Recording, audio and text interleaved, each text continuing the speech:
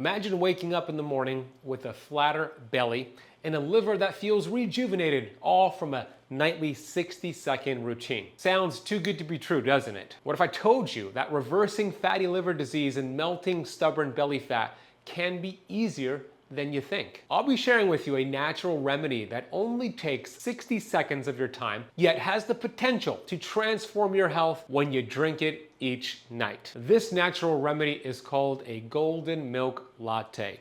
Should take you about a minute to make, and drink it every single night right before bed. It'll cleanse the liver, help you burn stubborn belly fat. You'll wake up feeling rejuvenated. So here are the ingredients you want to gather. I'll put it in the notes down below, but you can write this down. You want to grab yourself milk. Now, I prefer raw milk over pasteurized milk or macadamia nut milk or coconut milk, which are milk substitutes, but a form of milk. The second ingredient is going to be turmeric. Turmeric has an active compound in it called curcumin, which is a great anti-inflammatory spice. You can also include a sweetener, a natural sweetener, such as monk fruit or stevia. Also black pepper, because black pepper enhances turmeric and the absorption of turmeric. You want to also add ginger, cinnamon, and either coconut oil or ghee. All right, let me share with you how to make this the right way. And then I'll get into some of the research to what this can do for your body. Again, I'll put these instructions in the notes down below, but step number one, warm 1 cup of milk, the milk of your choice, in a saucepan over medium heat. Step number two, stir in half a teaspoon of ground turmeric, make sure it's organic, a pinch of black pepper, and the other spices I mentioned, a pinch of that, the ginger, and the cinnamon. Add 1 teaspoon of either coconut oil or grass-fed ghee, and then you could add your sweetener to taste, the monk fruit or the stevia, if you choose to add that, and then blend it with either a frother or a spoon. Serve warm and enjoy. That'll take you 60 seconds to make. Drink that each night and you'll wake up noticing a difference that first night you try this. So here's the research on why I chose these ingredients and what it'll do for your body. There's some promising research showing what turmeric can do for non-alcoholic fatty liver disease. A randomized double-blind placebo-controlled trial involving 64 non-alcoholic fatty liver disease patients assessed the effects of turmeric supplementation, which in this case was 2 grams per day, over 8 weeks. The study found significant reductions in liver enzymes, ALT, AST, GGT, in the turmeric group compared to the placebo group, indicating improved liver function. It wasn't just the liver that improved with these participants. Their serum levels of triglycerides, their LDL and HDL also had significant improvements among the turmeric group as compared to the baseline, while there were no significant changes in the placebo group. Another study in gastroenterology showed a randomized placebo-controlled trial with 50 non-alcoholic fatty liver disease patients, and they were evaluating the impact of curcumin supplementation, about 1,500 milligrams daily for 12 weeks.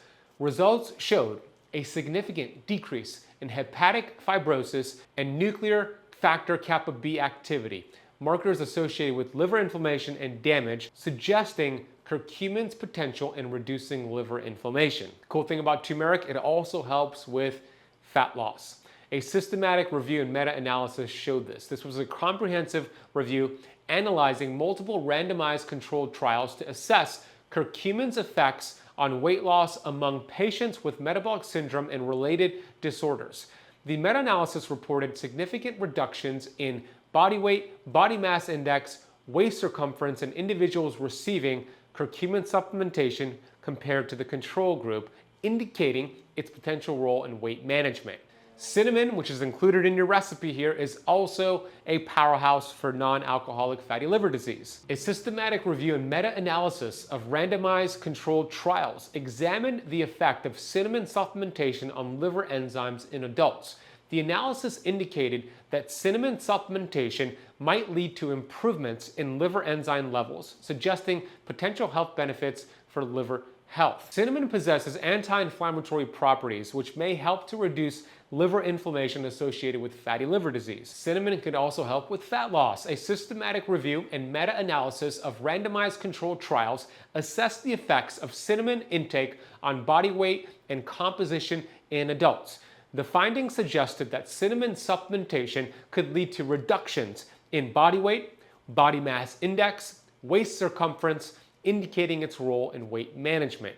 Then we have ginger, which is great for your liver, by the way. A randomized clinical trial involving 46 patients who had non-alcoholic fatty liver disease took ginger powder supplementation, about 1.5 grams per day, over 12 weeks. And here's what they found. Significant reductions in liver enzymes, ALT and AST, reductions in fasting blood glucose, reduction in insulin resistance, and inflammatory markers hsCRP in the ginger group compared to the placebo group. Another randomized double-blind placebo-controlled trial with 44 non-alcoholic fatty liver disease patients evaluated the impact of ginger supplementation, 2 grams per day over 12 weeks, showing significant improvements in insulin sensitivity and reduction in inflammatory markers. There are also studies showing what ginger could do for weight loss. A 12-week randomized double-blind placebo-controlled trial involving 80 obese participants examined the effects of steamed ginger supplementation.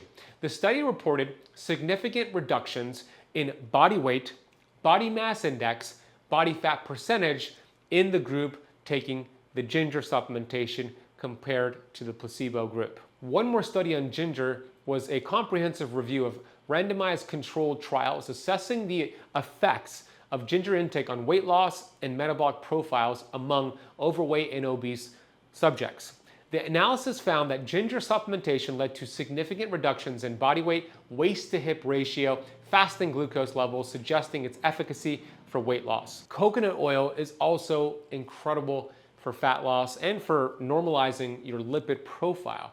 A study involving 29 adult men with obesity examined the effects of daily intake of 1 tablespoon of extra virgin coconut oil compared to the soybean oil group over 45 days. Both groups followed a diet that had the same amount of calories. The study found the coconut oil group experienced an increase in HDL cholesterol and a decrease in their cholesterol to HDL ratio, suggesting improvements in lipid profiles. Now, if you choose to go with grass-fed ghee, there are some benefits there. It's nutrient dense. Grass-fed butter, grass-fed ghee, these are both very similar, but they're rich in essential fat-soluble vitamins A, D, E, and K, omega-3 fatty acids, conjugated linoleic acid, CLA, which helps you burn fat. And these are nutrients great for eye health, bone health, heart health. They're anti-inflammatory. So whether you go with coconut oil in this mixture or ghee, either one would work. You might want to rotate each night, one night coconut oil, one night grass-fed ghee, and go from there. Personally, I like the way it tastes better with coconut oil. Let's get to some of your questions you submitted on this topic here. The first question is this: can you help me understand a little bit more about the importance of a healthy liver? Your liver is the MVP organ, the soccer mom organ, because she does everything for your body like a soccer mom does for her family. The liver is responsible for detoxification, for fat loss, hormone health, and especially breaking down dietary fat. So many people have a sluggish liver or a fatty liver, and it's the reason why they feel awful no matter what dietary changes they make, no matter what exercise their routine they're on, or how many supplements they take. The liver is very important. You want a healthy liver. And you might be curious, and this is the next question, how does fatty liver develop? Let me go a little bit deeper into the 5 foods you want to avoid at all costs if you have fatty liver, and some other supplements and biohacks to reverse fatty liver. Let's get into this clip right now. Check this out. When you have a fatty liver, every other function in your body gets compromised. A fatty liver means a fatty pancreas and other fatty organs. This essentially means you have too much visceral fat. Visceral fat is the white fat around your stomach, your organs. It applies pressure around those precious organs, including your liver, leading to some big issues if you don't fix this right now. In this lesson, I'm going to give you a masterclass on fatty liver disease, the 2 different main types of fatty liver disease, and the 5 worst foods you want to avoid at all costs if you have fatty liver disease. Fatty liver occurs when you have too much fat around your liver. Now, the liver naturally has some fat around it, But when more than 5 to 10% of the liver's weight is fat, it can lead to some complications. Fatty liver is generally categorized into two main types: non-alcoholic fatty liver disease, which is fat accumulation around your liver not caused by alcohol, and alcoholic fatty liver disease, which is fat around your liver primarily caused by alcohol. So depending on what type of fatty liver you have, you're still going to find that this lesson is going to be beneficial and crucial for you. In the United States, it is estimated that 10 to 20% of children have non-alcoholic fatty liver disease. And get this, amongst children with obesity, the prevalence of non-alcoholic fatty liver disease is significantly higher, ranging from 30% to 50%. Approximately 30 years ago, in the 1990s, non-alcoholic fatty liver disease was relatively rare in children, with an estimated prevalence of around only 1 to 3%. Now, before I outline these 5 foods you want to avoid at all costs, here are some of the crazy health complications that will occur if you do not take care of your fatty liver. The first one is progression to NASH. If left untreated, non-alcoholic fatty liver disease can progress to a more severe condition called NASH, which stands for non-alcoholic steatohepatitis. This involves liver inflammation. In NASH, the liver becomes damaged as fat, and inflammation leads to scarring called fibrosis of the liver. Over time, chronic inflammation can cause severe liver scarring or cirrhosis. Cirrhosis reduces the liver's ability to function and can lead to liver failure, where the liver can no longer perform essential tasks like detoxification or protein synthesis and other amazing tasks we're going to talk about later. This could also develop into liver cancer. Cirrhosis significantly increases the risk of developing hepatocellular carcinoma, a form of liver cancer. The second main complication with fatty liver is insulin resistance and type 2 diabetes. Fatty liver is closely linked to insulin resistance, also called hyperinsulinemia. This is a condition where your cells become less responsive to insulin. This can lead to higher blood sugar levels and an increased risk of type 2 diabetes. Fatty liver is often a component of metabolic syndrome, a cluster of conditions that includes insulin resistance, obesity, especially abdominal obesity, high blood pressure, and abnormal cholesterol levels, all of which increase the risk of cardiovascular diseases. The third complication is cardiovascular disease. Non-alcoholic fatty liver disease is closely linked to an increased risk of cardiovascular disease. The fat accumulation in the liver is associated with elevated levels of the bad cholesterol, which is the small, dense LDL particles, and increased triglyceride levels, and overall increased inflammation, all of which can lead to the buildup of plaque in your arteries called atherosclerosis. We know that heart disease is the #1 killer in the United States and most countries. Approximately 695,000 people die from heart disease every year in the United States, with a person dying from cardiovascular disease every 33 seconds. This can then trigger hypertension. People with fatty liver are at a higher risk of high blood pressure due to systemic inflammation and metabolic disturbances. Again, this can contribute to heart disease and stroke, because when you have high levels of blood pressure, the reason this is happening is because you're depleting nitric oxide, which is a gaseous molecule which opens up your blood vessels. It vasodilates them to allow blood flow, oxygen, and nutrients to be delivered efficiently. With fatty liver and high blood sugar and insulin levels, that creates vasoconstriction, where nitric oxide becomes depleted, making your heart work harder, increasing your blood pressure levels, therefore increasing risk of heart disease. And the next main complication is kidney disease. Studies suggest that people with non-alcoholic fatty liver disease are more likely to develop chronic kidney disease. The systemic inflammation, oxidative stress, and insulin resistance associated with fatty liver can negatively affect kidney function. The fifth main complication from fatty liver disease is sleep apnea. Sleep apnea can worsen liver inflammation and fibrosis due to intermittent hypoxia, low levels of oxygen, further aggravating liver damage. The sixth is increased risk of certain cancers. Besides the liver cancer that we spoke about, non-alcoholic fatty liver disease is associated with an increased risk of other cancers such as colon cancer, breast cancer, and pancreatic cancer due to the systemic inflammation and insulin resistance linked to this disease. The seventh is hormonal imbalances. In women, non-alcoholic fatty liver disease can contribute to polycystic ovarian syndrome, PCOS, which is often associated with insulin resistance. And in men, it could lead to low testosterone levels, affecting metabolism and overall health. The eighth complication from fatty liver disease is fatigue and malaise. People with fatty liver disease often experience chronic fatigue and general malaise due to liver inflammation, metabolic imbalances, and the body's decreased ability to process toxins and energy. The ninth are nutrient deficiencies. Liver damage can affect the body's ability to store and utilize essential vitamins and minerals, such as vitamins A, D, E, and K, all the fat-soluble vitamins, and vitamin B12, leading to potential deficiencies that directly impact various bodily functions, including the immune response, bone health, and the nervous system. And the 10th complication is weight gain and weight loss resistance. Since fatty liver is linked to insulin resistance and metabolic disturbances, people with this condition may find it challenging to lose weight or may experience weight gain, especially around the abdomen, which is the visceral fat we spoke about earlier, which then further exacerbates the issue. We know how important the liver is. I call it the soccer mom organ because it does everything for us, like a soccer mom does everything for her family. Yes, the liver is responsible for detoxification, but also it helps you produce bile, which helps with the detoxification, but also helps you break down dietary fat to use it as an energy source. It helps with protein metabolism. The liver is where it's at. And as I said at the beginning of this lesson, when your liver is not functioning well, every other thing in your body, every other process in your body is also not functioning well. Now, the cool thing about the liver, it's one of the few organs, the rare organs, that have the ability to completely regenerate itself. Liver cells are renewed every 150 to 500 days, and it could actually regrow even after 90% of it has been lost or removed, which is pretty interesting if you think about it. Like a lizard that loses its tail and it grows back, your liver can do the same thing if up to 90% of it is lost. So what do we do here?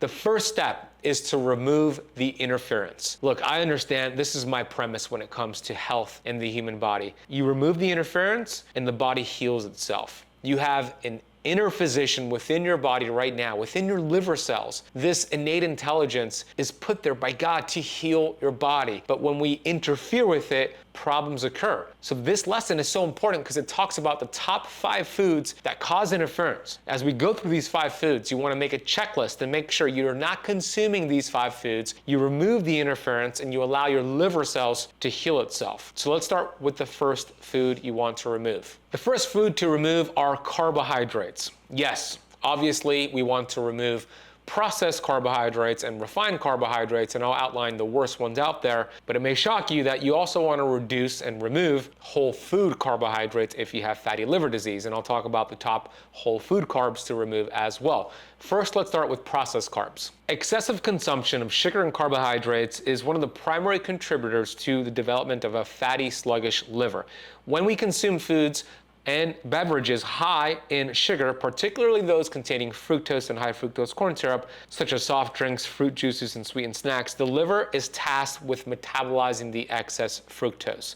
And unlike glucose, which is used by many cells in the body for energy, fructose is primarily processed by the liver. About 90% of fructose is processed by the liver. When fructose intake is high, the liver converts it into triglycerides, which are fat molecules that accumulate in the liver cells. This process, known as de novo lipogenesis, leads to the buildup of fat within the liver, contributing to non-alcoholic fatty liver disease. Refined carbohydrates, such as white bread, pasta, and others, I'm going to give you a specific list in a minute, play a significant role in fat accumulation inside of your liver. These foods are rapidly broken down into glucose, causing a spike in blood sugar levels. In response, the pancreas releases insulin. We know a hormone that facilitates the uptake of glucose into the cells for energy. With excessive intake of refined carbs, this can lead to chronically high levels of insulin in the body, a condition known as hyperinsulinemia, insulin resistance in other words. Over time, the body becomes more resistant to the message of insulin, and it leads to insulin resistance and then type 2 diabetes. This entire process makes the fatty liver disease worse every single day. The combination of high sugar and high refined carbohydrate intake can also lead to other metabolic disturbances that further impact liver health. When you consume these foods, it contributes to weight gain and the accumulation of visceral fat, the white fat around your organs. Visceral fat is metabolically active and increases inflammatory cytokines that cause chronic inflammation, which damages liver cells and impairs their ability to function properly.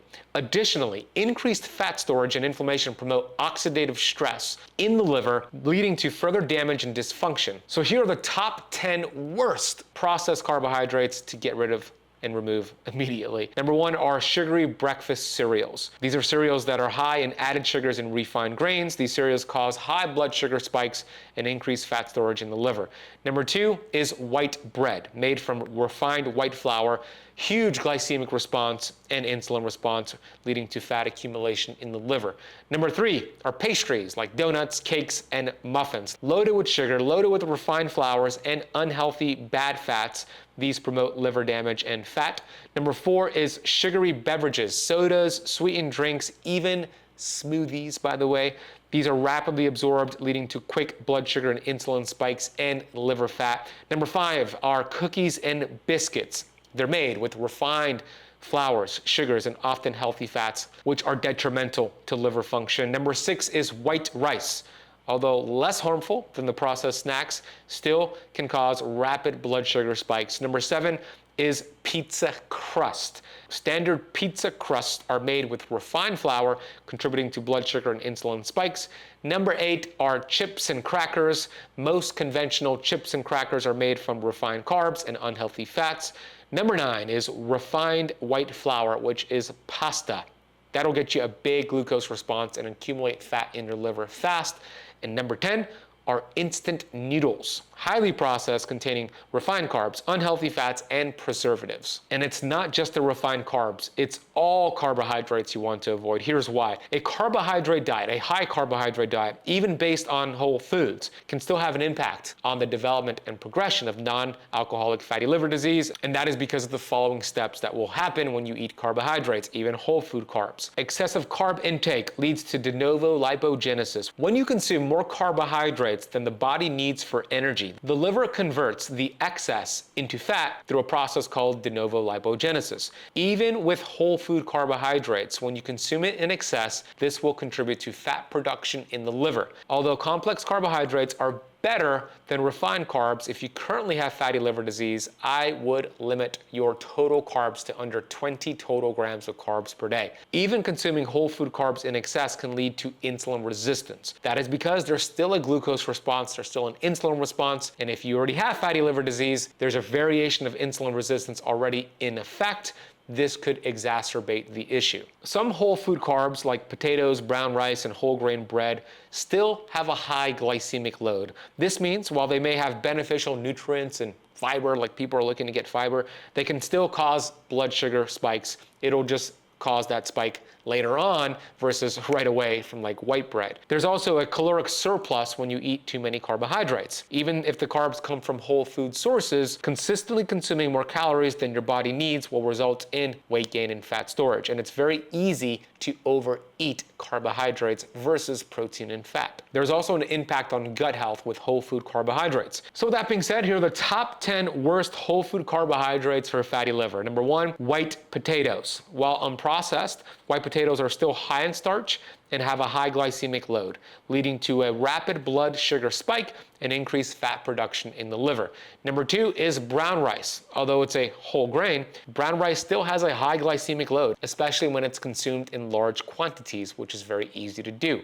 Number 3 are bananas. They're high in natural sugars, particularly the fructose that your liver has to deal with, which can overload the liver and contribute to fat buildup. Number 4 are grapes, especially when you eat a large amount of grapes, which are easy to do, contain high levels of fructose, which we know are problematic for the liver. Number 5 is whole wheat bread from whole grains will still spike blood sugar levels very high. I remember interviewing Dr. William Davis on my Metabolic Freedom podcast. He has a book called Wheat Belly, and he showed in his book 2 slices of whole grain wheat bread spike blood sugar levels the same as a 12-ounce can of soda or a Snickers bar. Number 6 are sweet potatoes. Although healthier than white potatoes, they're still starchy and will elevate your blood sugar levels. Number 7 are oats, instant or rolled. They're often touted as being healthy. But if you have insulin resistance, fatty liver, or you're overweight, you'll want to stay away from oats. Number 8 are mangoes, high in sugar, especially fructose. Number 9 are dried fruits like raisins and dates. These dried fruits have a concentrated high dosage of sugar. And number 10 is corn, which is a starchy vegetable, high in carbohydrates, and usually sprayed with glyphosate, which we're going to talk about later. Let's move on to the second food you want to avoid. This is a category of foods called seed oils. Seed oils are also called vegetable oils. They're also called linoleic acid and polyunsaturated fatty acids. And let me look at the research here and explain to you why they're so bad, not just for fatty liver, but just for health in general. Seed oils are high in polyunsaturated fats, omega-6 fatty acids, which are increasingly linked to liver dysfunction and the development of non-alcoholic fatty liver disease.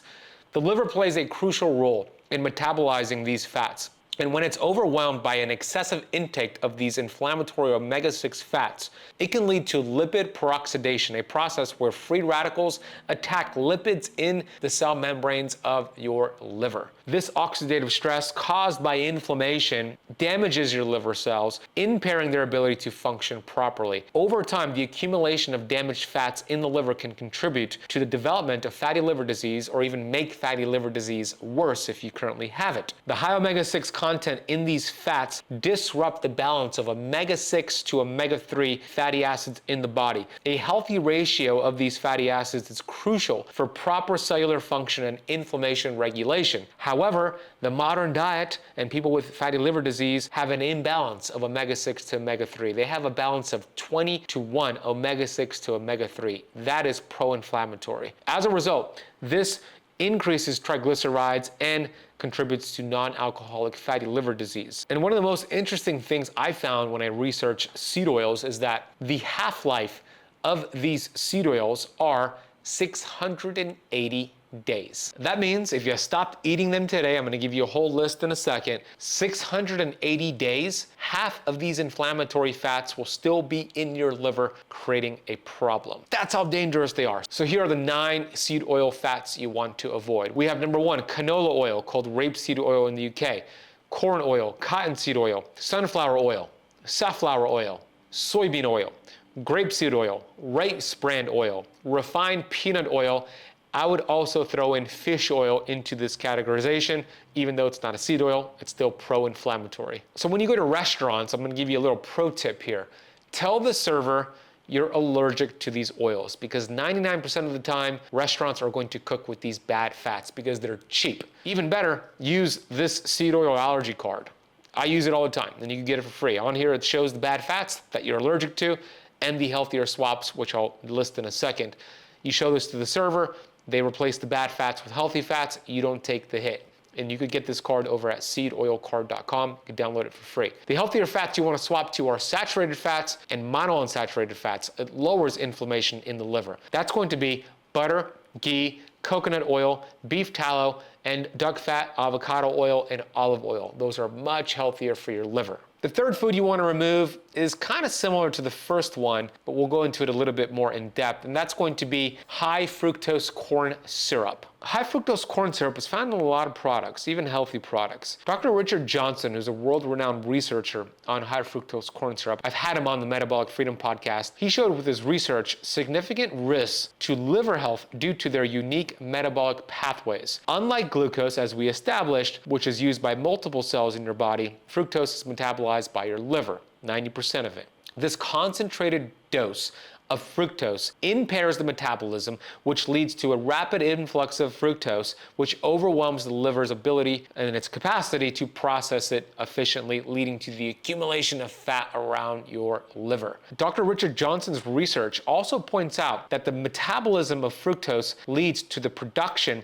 of uric acid, which can further exacerbate metabolic issues. Elevated uric acid levels are associated with increased oxidative stress and inflammation within the liver. This stress and inflammation can impair the liver's ability to function properly, leading to insulin resistance and a higher risk of developing type 2 diabetes. The connection between fructose consumption and these metabolic disturbances underscores the dangers of high fructose corn syrup, especially if you have fatty liver disease. So here's what you want to do. Be really diligent reading the ingredient label on your foods. Make sure it has no high fructose corn syrup or glucose syrup or any variation of high fructose corn syrup in it. It's one of the worst things you could have for your liver. And if you have fatty liver disease, this should be a zero tolerance policy. No high fructose corn syrup will allow you to reverse your fatty liver disease. The fourth item to remove is not a food, but a liquid, and that's going to be alcohol. Whether you have non-alcoholic fatty liver disease or alcoholic fatty liver disease, you still want to remove alcohol from your diet. Here's why.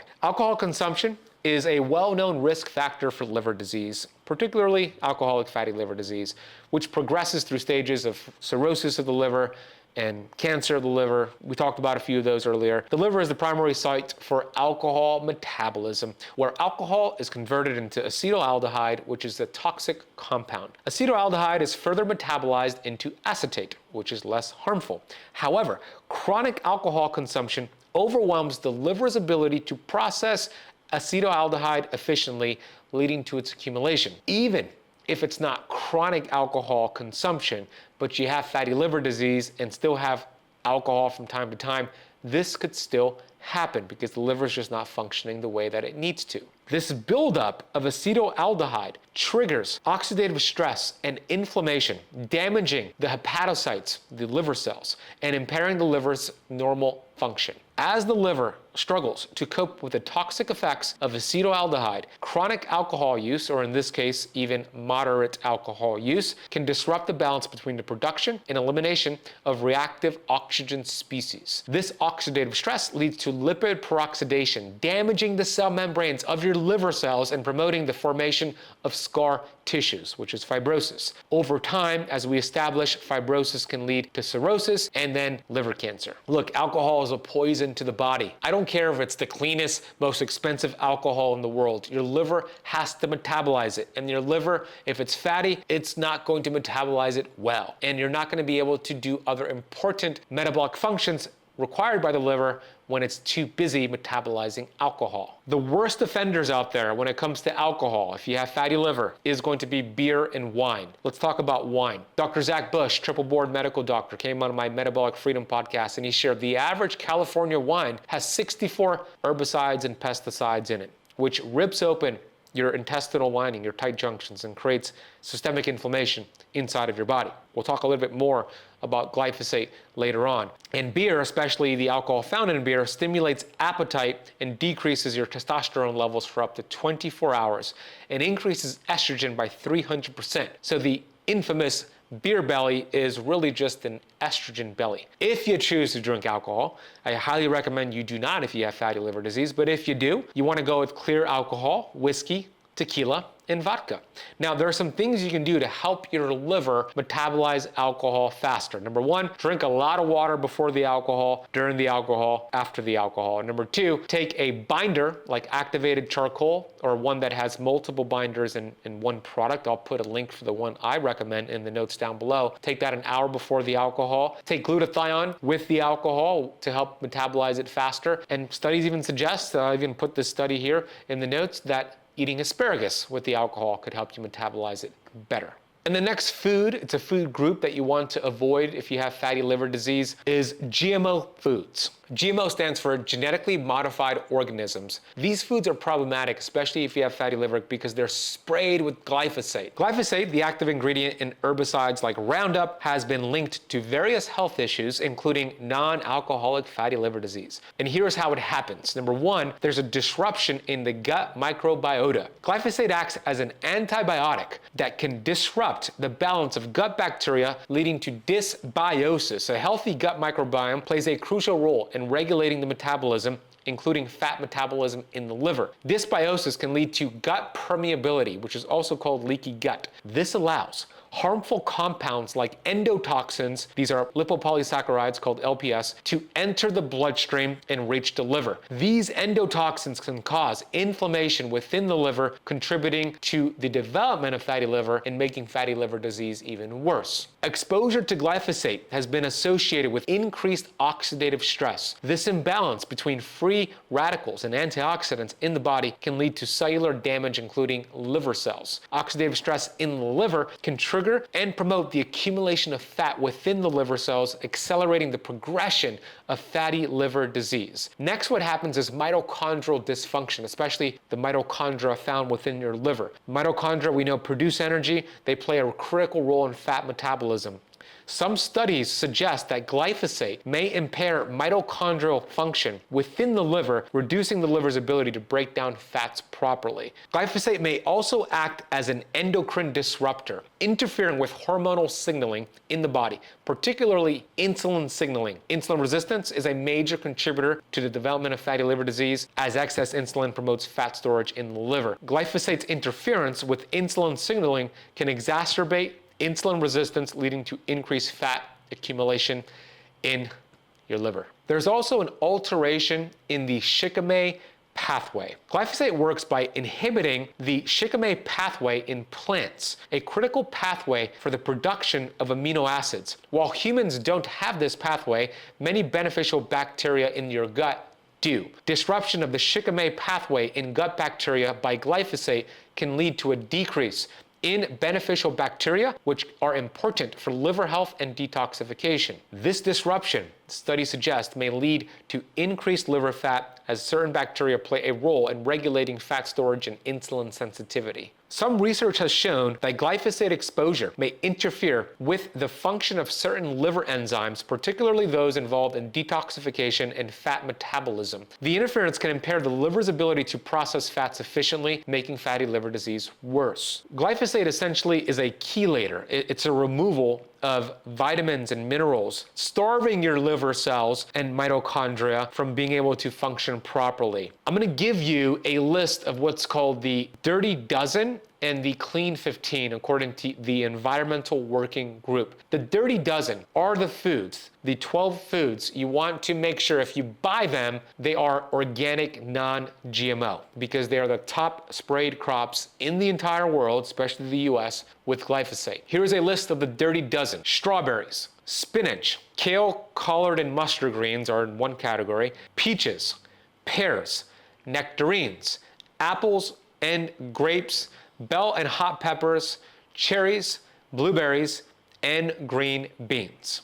Then we have what's called the Clean 15. These are foods that if you cannot find organic or don't want to spend money on organic, they are much safer. They have a less likelihood to have glyphosate. These are the Clean 15 foods. Avocados, sweet corn, pineapples, onions, papayas, sweet peas that are frozen, asparagus, honeydew melons, kiwis, cabbages, mushrooms, mangoes, sweet potatoes, watermelons, and carrots. Now, I know some of the foods I just listed there are the foods I said to avoid early on in the lesson. I just wanted to give you the whole list, and then you can make your decision. So what do you do if you feel like you have an overload of glyphosate or you can't avoid glyphosate? Well, number one, choose organic, non-GMOs as much as possible. And number two, you might want to take high quality fulvic and humic minerals. It's a supplement that I take. Beam Minerals is the one I take, which helps to remove glyphosate from the body. If you go to beamminerals.com/ketocamp and use KetoCamp at checkout, you can get 20% off Beam Minerals. I'll put a link for it down below.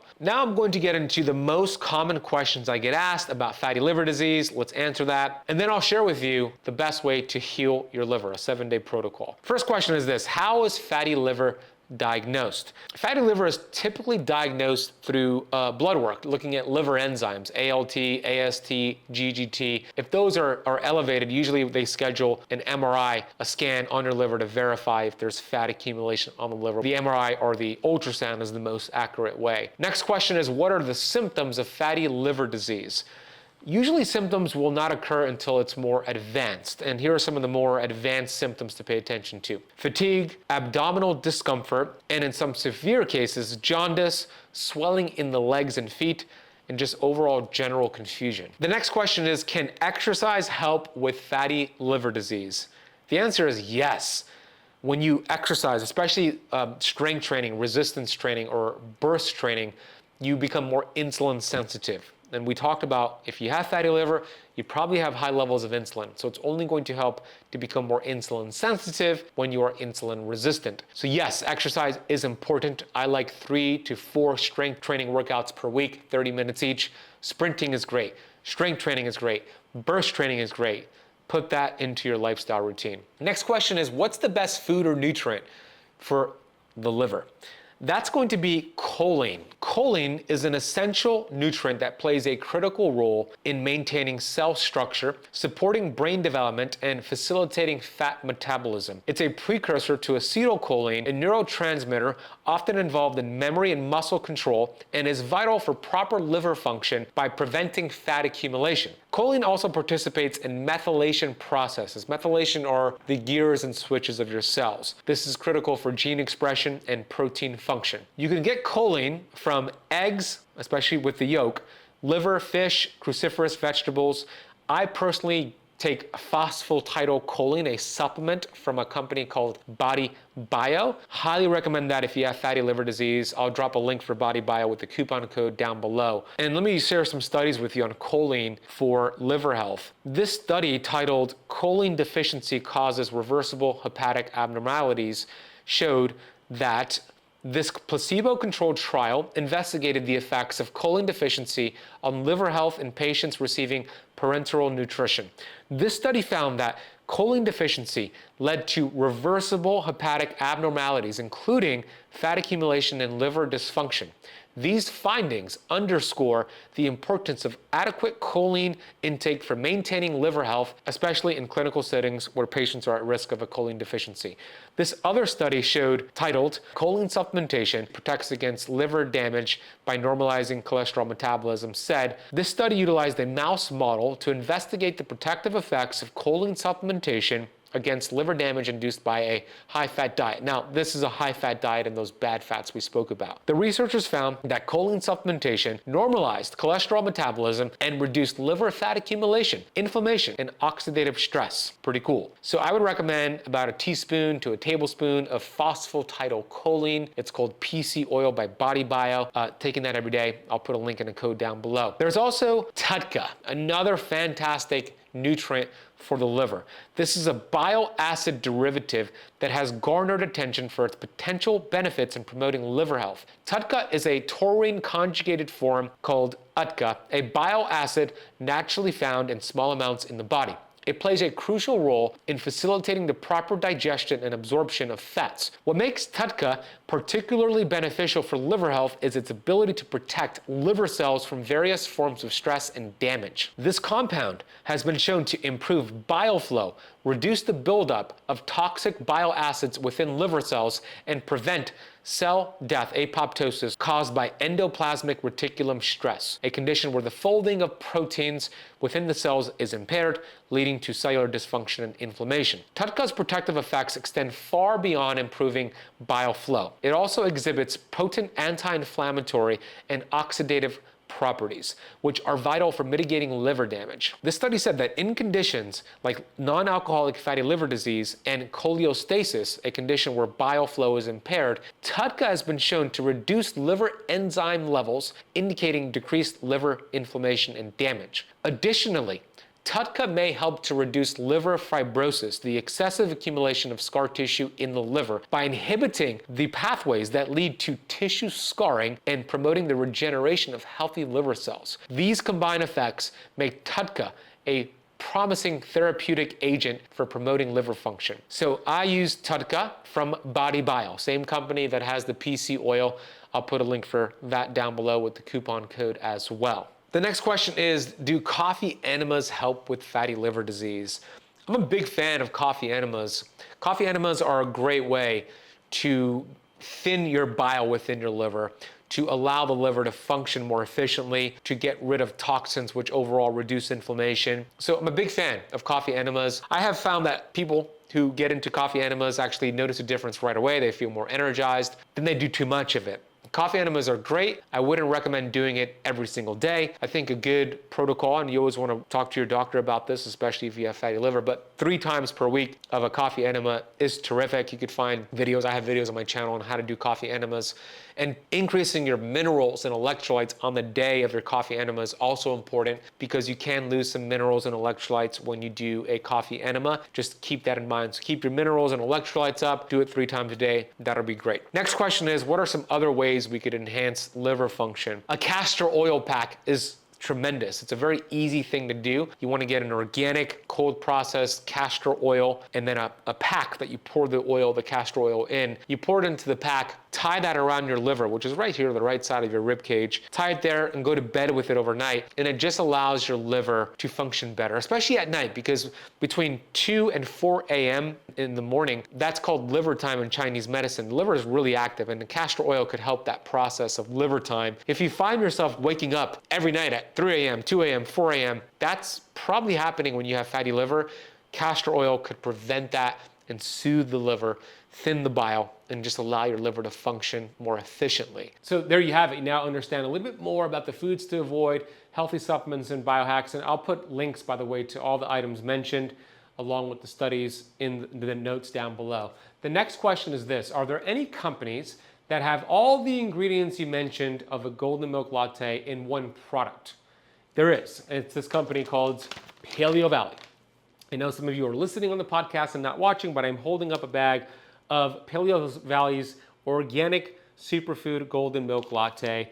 It contains not just the ingredients I mentioned, but also some superfood mushroom blends. Tastes pretty good. You can actually mix this with water, although I mix it with macadamia nut milk myself. 1 scoop each night is what I personally do. And you could get this with a coupon code by clicking the link down below and using the coupon code KETOCAMP at checkout. You get your hands on a bag of this organic superfood latte. I hope this video was valuable. I'm excited for you to drink this concoction every night. Let me know about your results and share this lesson with a friend. If you enjoyed this lesson, I have a recent video I did on the shocking benefits of eating 4 eggs every day for 30 days. You know, eggs contain choline, which is a super nutrient for your liver. You're gonna wanna watch this video, check out this clip. This is gonna be really controversial. It might piss off your cardiologist, but we'll get into the research on why I chose eggs as that one superfood to consume every day for at least the next 30 days, the right way to shop for eggs, how to cook your eggs, and if eggs actually increase risk of heart disease. You know, one of the big things that people say